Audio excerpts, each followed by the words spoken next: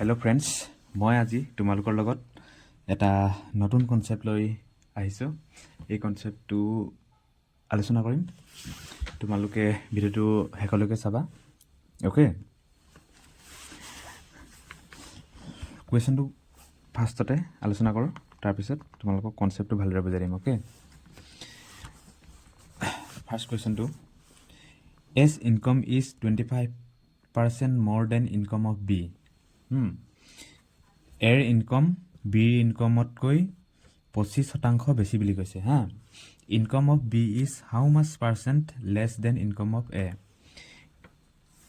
বিৰ ইনকম এৰ ইনকমতকৈ কিমান শতাংশ কম, সেইটো আমি উলিয়াব লাগে। অ'কে, এনেকুৱা ধৰণৰ কুৱেশ্যনখিনি তোমালোকে কেনেকৈ কৰিব লাগে সেইটো মই ইজিলি শিকাই দিম। অ'কে, এৰ আয় বিৰ আয়তকৈ 25% বেছি হা। এৰ আয় বিৰ আয়তকৈ 25% বেছি। বিৰ আয়, এতিয়া বিৰ আয় এৰ আয়তকৈ কিমান শতাংশ কম, এতিয়া কমটো উলিয়াই দিব লাগে হা। এৰ আয় বিৰ আয়তকৈ 25% বেছি, বিৰ আয় এৰ আয়তকৈ কিমান শতাংশ কম, এইটো উলিয়াব লাগে। প্ৰথমতে তোমালোকে যিকোনো এটা কুৱেশ্যন কৰোঁতে ফাৰ্ষ্টতে কুৱেশ্যনটো দুবাৰ তিনিবাৰ পঢ়িবা। পঢ়ি মেলি নিজে কুৱেশ্যনটো বুজিবলৈ চেষ্টা কৰিবা, তাৰপিছত নিজে এপ্ৰ'চ ট্ৰাই কৰিবা। অ'কে, এতিয়া মই শিকোৱা টিপছটো তোমালোকে শিকি লোৱা। ইয়াত কৈছে এৰ ইনকম বিৰ ইনকমতকৈ কিমান 25% বেছি কৈছে, 25% বেছি হা। 25% বেছি মানে 25% মানে 25% আমি কেনেকৈ লিখিব পাৰোঁ, এইটো ফ্ৰেকশ্যনত লিখিলে বা ভগ্নাংশ লিখিলে, এতিয়া ভগ্নাংশ লিখিলে কিমান হ'ব 1/4 1/4। এতিয়া কি কৈছে 25% কি কৈছে, বেছি কৈছে। বেছি হ'লে ইয়াত প্লাছ দিবা হা, প্লাছ। তাৰপিছত এতিয়া এইফালে লিখিবা, এনেকৈ চিন্তা দিবা, লিখিবা। ইয়াত যি আছে 1 আছে নহয়, ইয়াতো 1 দিবা। অ'কে, ইয়াত যিটো আছে এইটো ইয়াত ছেম থাকিব হা। ইয়াত প্লাছ আছে নহয়, ইয়াত প্লাছ থাকিলে ইয়াত মাইনাছ হ'ব হা। তাৰপিছত এইকেইটা ছাম হ'ব, এইকেইটা প্লাছ কৰিব লাগিব। 4 + 1, ইয়াত কি আছে প্লাছ, 4 লগত 1 প্লাছ কৰিলে কিমান হ'ব 5। এতিয়া পাৰ্চেণ্টেজ উলিয়াব লাগে, ইনটু 100 কিমান হ'ব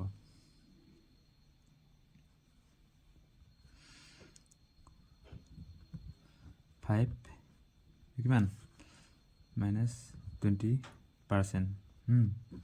এতিয়া মাইনাছ মানে কি, কম হয় নহয়। এতিয়া এনচাৰটো হ'ব বিৰ ইনকম এতকৈ কিমান 20% কম। অ'কে, ইনকম অফ বি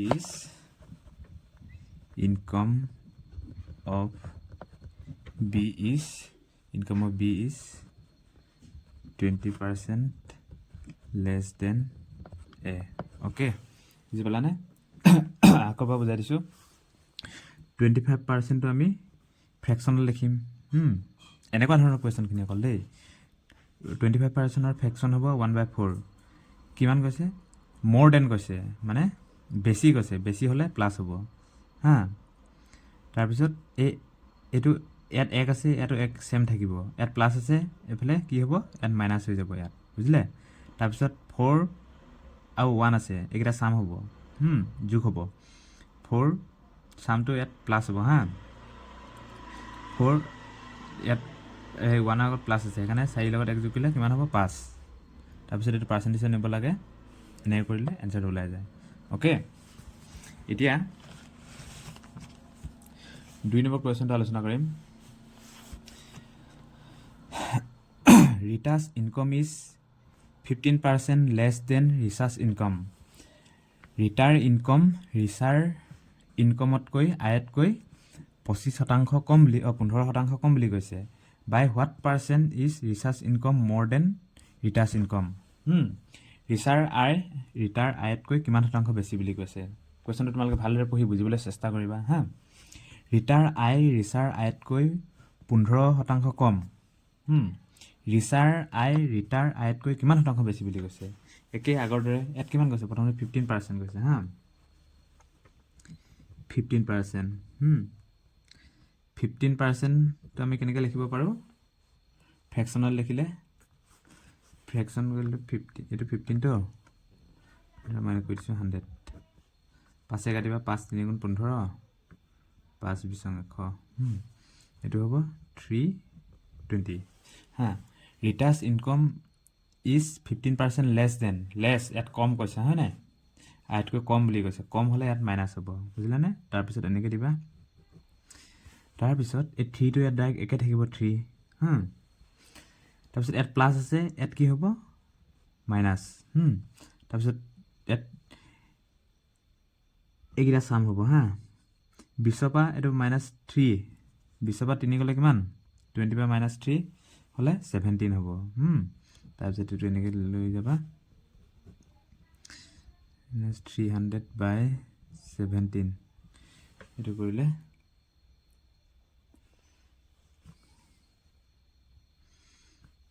এইটো এনচাৰটো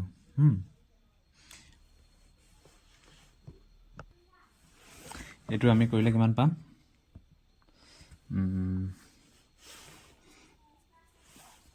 কিমান হ'ব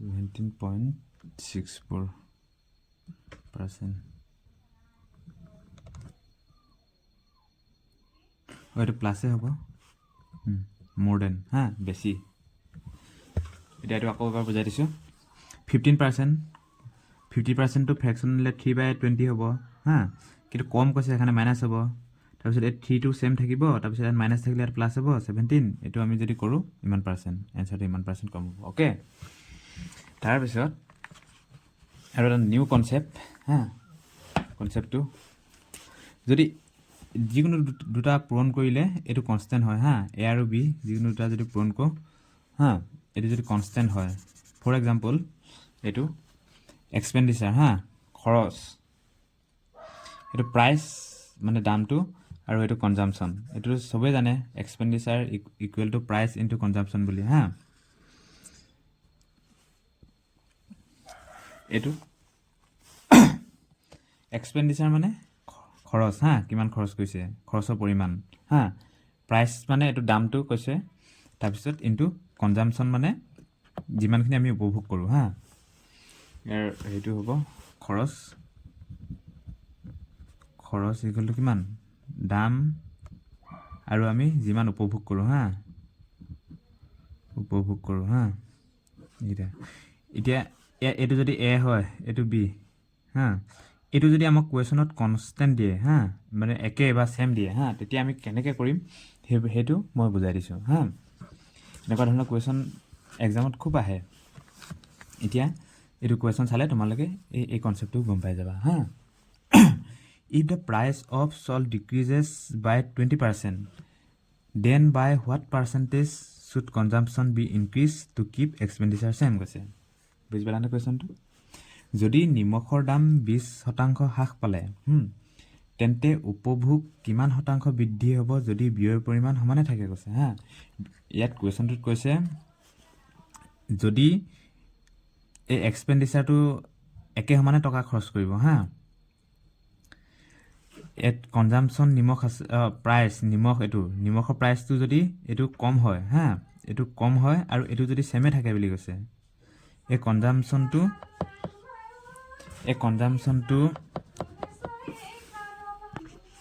এতিয়া তোমালোকে চোৱা বুজাই দিছোঁ ইয়াত কৈছে যদি নিমখৰ দাম 20% হ্ৰাস পালে হা এই প্ৰাইচটো 20% কমিছে হা 20% কমিছে কিন্তু এই এক্সপেণ্ডিচাৰ যিমান টকা খৰচ কৰিব নহয় নিমখৰ এই এক্সপেণ্ডিচাৰ যে খৰচ কৰা পৰিমাণটো একেখিনি পইচাই এই কনজাম্পশ্যন মানে আগতে যিমান পাইছিল তাতকৈ কিমান কম পাব বা বেছি পাব সেইটো সুধিছে হা অবভিয়াছলি এই প্ৰাইচটো যদি কম হয় এই কনজাম্পশ্যনটো বেছিয়ে হ'ব হয় নহয় সেইটোৱে কৈছে যদি নিমখৰ দাম 20% হ্ৰাস পায় 20% যদি হ্ৰাস পায় তেতিয়া এই উপভোগ পালে তেন্তে উপভোগ কনজাম্পশ্যন কিমান শতাংশ বৃদ্ধি পাব এইটো যদি পইচা যদি সমানে থাকে হা প্ৰাইচটো যদি কি কৰিবলৈ কম হৈ যায় কনজাম্পশ্যনটো অবভিয়াছলি বেছি হ'ব সেইটোকে কৈছে এইটো কিমান শতাংশ এইটো বাঢ়িব বুলি কৈছে দেই যদি নিমখৰ দাম 20% হ্ৰাস পালে তেন্তে উপভোগ কিমান শতাংশ বৃদ্ধি হ'ব যদি ব্যয়ৰ পৰিমাণ সমানে থাকে কৈছে, এইটো এক্সপেণ্ডিচাৰটো সমানে থাকে বুলি কৈছে, প্ৰায় এইটো সমানে থাকিব। 10 টকা লৈ গৈছিলোঁ, 10 টকাই থাকিব। প্ৰাইচটো যদি ধৰ নিমখৰ দাম ধৰ 2 টকা হৈছে, এইটোতো বেছি পাম হয় নাই কনজাম্পশ্যনটো, সেইটোৱে সুধিছে। এই এনেকুৱা ধৰণৰ কুৱেশ্যনখিনি আমি এই কনচেপ্টতে কৰিব লাগিব হা। 20% হ্ৰাস পালে কৈছে 20% মানে অভিয়াছলি কিমান হ'ব? 20% মানে 1/5। কিন্তু কমিলে কৈছে মাইনাছ হ'ব হা। এতিয়া এনচাৰটো মানে এক্সপেণ্ডিচাৰ কিমান শতাংশ বৃদ্ধি পাব কৈছে? 5 এইটো 5 এইটো ৰ'বা, প্ৰথমতে এই 1টো ইয়াত একে থাকিব ছেম, 1টো 1 ইয়াত মাইনাছ আছে, ইয়াত কি হ'ব? প্লাছ হৈ গ'ল হা। তাৰপিছত এইকেইটা চাম হ'ব, 5ৰ পৰা 1 গ'লে কিমান? 4। 5 - 1 হ'লে 4 ইনটু 100 কিমান হ'ব? 100/4 কিমান?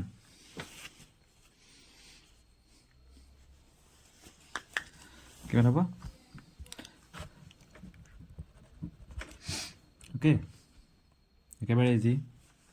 তাৰপিছত লাষ্ট এটা কুৱেশ্যন লৈছোঁ, এইটো যদি দুটাৰ ক্ষেত্ৰত দিয়ে হা। X salary is increased by 20%, then decreased by 20%. What is the change in salary? একেবাৰে ইজি। যদি এক্সৰ দৰমহা 20% বৃদ্ধি হয় আৰু তাৰ পাছত 20% হ্ৰাস পায় বুলি কৈছে, দৰমহা কিমান শতাংশ সালসলনি হয়? ইয়াৰ সূত্ৰ এটা আছে, যদি দুইটাৰ ক্ষেত্ৰত কমিলে বাঢ়িলে হা এনেকুৱা ধৰণৰ দিয়ে, ইয়াৰ সূত্ৰটো (x²/100) এইটো সূত্ৰ লগাই দিবা, (x²/100) এক্সৰ মান ইয়াত কিমান? 20 দিছে, 20 × 20² 100, 0 0 0 0 কাটি 2 কিমান? 4%। ইয়াৰ ক্ষেত্ৰত সদায় ডিক্ৰিজে হ'ব হা, সদায় কমিবই। একেবাৰে ইজি। অ'কে।